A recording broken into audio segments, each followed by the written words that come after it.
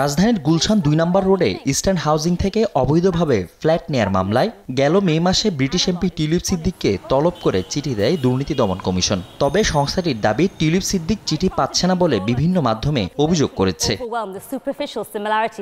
এমন প্রেক্ষাপটে রাজধানীতে টিউলিপের ৫টি ঠিকানায় ফের চিঠি পাঠিয়েছে দুদক। এবার তাকে ২২ জুন তলব করা হয়।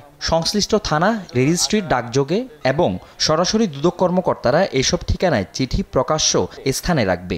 ইস্টার্ন হাউজিং এর নিকট থেকে অবৈধ সুবিধা নিয়ে ফ্ল্যাট নাম্বার B201 বাড়ি নাম্বার 5A ও 5B বর্তমানে 11A 11B রোড নং 71 গুলশান ঢাকা 1212 দখল এবং রেজিস্ট্রি মূলে গ্রহণ করার অভিযোগে ইতিপূর্বে দুর্নীতি দমন কমিশন থেকে মামলা রুজু করা হয়েছিল। উক্ত মামলার তদন্তকালে তদন্তকারী কর্মকর্তা জনাব রেজওয়ান সিদ্দিকীর ঢাকায় বাংলাদেশে তার 5টি ঠিকানা পাওয়া গেছে। সেই ঠিকানাগুলোতে তাকে জিজ্ঞাসাবাদের জন্য পত্র প্রেরণ করা হয়েছে।